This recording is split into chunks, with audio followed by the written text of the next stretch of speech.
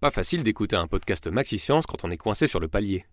Pas de panique, à la Maïf, le dépannage serrurerie est inclus sans supplément dans le contrat d'assurance jeune.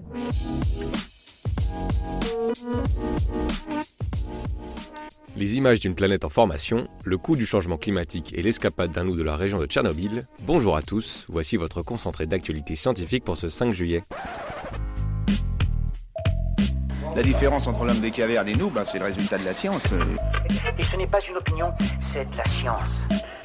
Notre monde n'est pas si moche. Le changement climatique pourrait décidément nous coûter très cher. Le coût des inondations provoquées par la montée des eaux pourrait s'élever à plus de 12 000 milliards d'euros par an d'ici l'année 2100. C'est l'estimation que donne une nouvelle étude dans le cas où nous n'arriverions pas à limiter le réchauffement climatique. Plus de 600 millions de personnes vivraient dans des zones côtières susceptibles d'être inondées. Pour la première fois en France, des chiens accompagnent de jeunes diabétiques pour veiller sur leur santé. Ils sont au nombre de 3 et sont capables de détecter chez leur maître un taux de sucre anormal dans le sang. Ce prodige est possible grâce à leur capacité olfactive 200 000 fois supérieure à celle de l'homme. Ils ont été formés pour prévenir leurs protégés par des petits coups de museau. C'est une première, des images directes d'une planète en formation viennent d'être prises. À près de 370 années-lumière de notre système solaire, la planète serait encore en train d'accumuler de la matière. Les clichés ont été pris par le très grand télescope dans le désert d'Atacama au Chili, grâce à un système spécialisé dans la chasse aux planètes appelé SPHERE. Un loup vivant dans la zone d'exclusion de Tchernobyl est parti en escapade. Il a parcouru plus de 300 km s'éloignant de la zone toujours trop contaminée pour être considérée comme habitable. Selon les chercheurs, cette escapade suggère que les populations de Tchernobyl seraient capables de se disperser et pas seulement de loups. Une perspective qui soulève quelques craintes quant à la diffusion des mutations.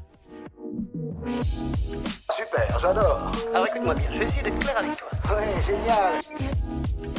La santé reproductive des Français est en baisse. L'agence Santé publique France met en garde contre la baisse de la qualité du sperme ou encore l'augmentation du nombre de pubertés précoces.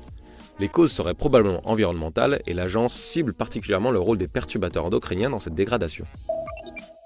Des employés d'un club de voile ont fait une triste découverte sur une plage à Hawaï. Près de 100 bébés requins-marteaux ont été retrouvés morts le long de la côte. Cette espèce est en voie d'extinction et il est illégal de tuer ses membres.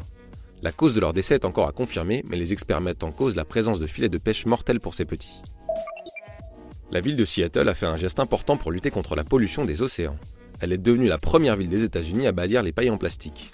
Il y a 10 ans, une ordonnance pour rendre recyclables les ustensiles à usage unique a été promulguée. Elle n'avait toutefois pas interdit la distribution des pailles, difficile à remplacer. C'est aujourd'hui chose faite. Des chercheurs ont trouvé une explication à l'odeur causée par notre transpiration. Le processus se situe au niveau des aisselles, où des bactéries produisent les composés nauséabonds. Les scientifiques ont mis en évidence la structure des molécules qui permettent à ces bactéries de transformer des composés inodores en mauvaises odeurs. Une nouvelle génération de déodorants pourrait être développée.